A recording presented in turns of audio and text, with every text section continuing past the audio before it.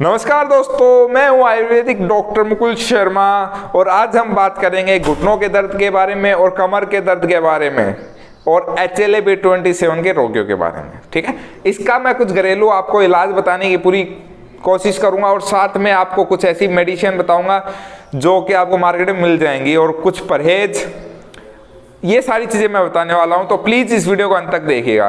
दोस्तों, जितने भी पेन होते हैं वो कितने प्रकार के होते हैं। देखो, एक तो होता है नॉर्मली एज के अनुसार, जब अपने जो जॉइंट्स होते हैं उनके अंदर ग्रीस बोल सकते हैं हम नॉर्मल भाषा में, वो कम पड़ जाती है उसकी वजह से। दूसरा, वात वर्ती होने की वजह से। तीसरा, कहीं इन्फेक्शन हो जाए बोन्स में, कमर में, जॉइंट्स के अंदर, तो इनकी वजह से मेनली हमारे पेन उत्पन्न होता है। ओके, अब पेन के लिए आपको कौन से परहेज करने चाहिए?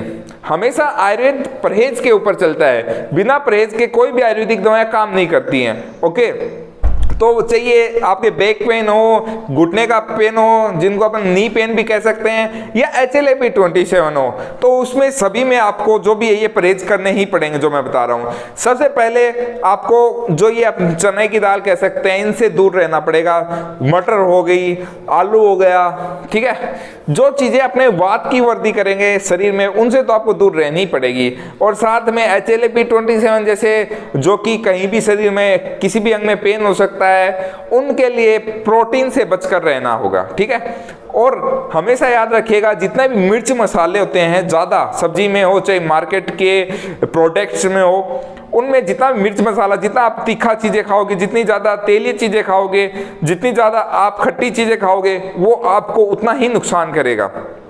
ठीक है, इस चीज़ का आपको हमेशा ध्यान रखना है अपनी लाइफ में। जब भी आपके चाहे नी पेन हो, चाहे आपके बैक पेन हो, चाहे HLA-B27 का पेन हो, इन तीनों चीज़ों में आपको इन चीज़ों का ज्ञान जरूर रखना है कि ये तो मैंने जो परहेज बताए इनका तो रखना ही रखना है। साथ में इन्फेक्शन से कैसे कैसे पेन होता है वो भी। ठीक है, अब दूसरी बात करते हैं अपन, इसका आप इलाज क्या कर सकते हैं। मार्केट की दवाइयाँ कुछ बताऊंगा मैं आपको, वो आप अपने लिए ट्राई कर सकते हैं। सबसे बेस्ट दवाएं बताऊंगा। सबसे पहले मैं घर की चीज़ बता रहा हूँ, हल्दी का दूध इनमें बहुत ज़्यादा कारगर होता है। चाहे वो केसर का दूध पी सकते हो आप या हल्दी का दूध पी सकते हो। कोशिश करिए कि रोजाना ना पिए गर्मी में, हफ्ते में 3 से 4 बार। सर्दियाँ है तो रोज एक टाइम आप सर्दियों में पी सकते हो, क्योंकि गर्म भी करता है। इस चीज़ का भी आपको ख्याल रखना जरूरी है। ठीक है, अब बात करते हैं कुछ मेडिसिन की। मैं 2 मेडिसिन बताऊंगा, एक तो आपको तेल बताऊंगा, एक आपको टैबलेट टाइप बताऊंगा। आयुर्वेद में ये चीज़ें वो मैं बताऊंगा, वो आप अपने लाइफ में इस्तेमाल करें और मुझे लगता है बिल्कुल आपको शानदार रिजल्ट मिलेगा। नहीं मिलता है तो मैं अपने व्हाट्सएप नंबर आपको दे रहा हूं, आप उस पर संपर्क कर सकते हैं मुझसे।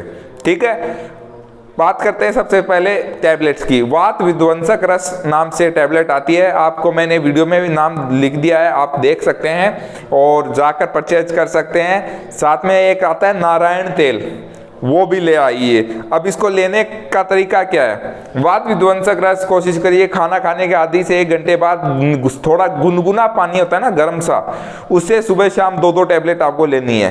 ठीक है, नारायण तेल की आपको मालिश करनी है जहां आपका पेन होता है। याद रखिए, अकेली मालिश से ही कभी पेन ठीक नहीं होता है, उससे सिर्फ वहां थोड़ा सा थक्का बनता है, आराम हो सकता है, गर्माहट जा सकती है। लेकिन मेनली अगर अपन अपने शरीर में कुछ खाएंगे, कुछ लेंगे, उसी से ही पेन हो गया, चाहे कोई भी बीमारी हो, उसमें वहीं ज़्यादा आराम मिलेगा। ठीक है, चाहे आप HLA के पेशेंट हो, बैक पेन, नी पेन, कैसे भी हो, किसी भी एज के हो, चाहे कितने साल पुराने हो, अगर हर तरीके से आप तंग आ चुके हैं तो मुझे व्हाट्सएप पे संपर्क कर सकते हैं, आपको मैं बिल्कुल अच्छी सलाह दूंगा। मिलते हैं दोस्तों। अगर अच्छी वीडियो लगे आपको तो एक लाइक कीजिएगा, कोई शंका हो तो कमेंट कीजिएगा और चैनल को सब्सक्राइब कर लीजिए जिससे आपको ऐसी वीडियो मिल सके।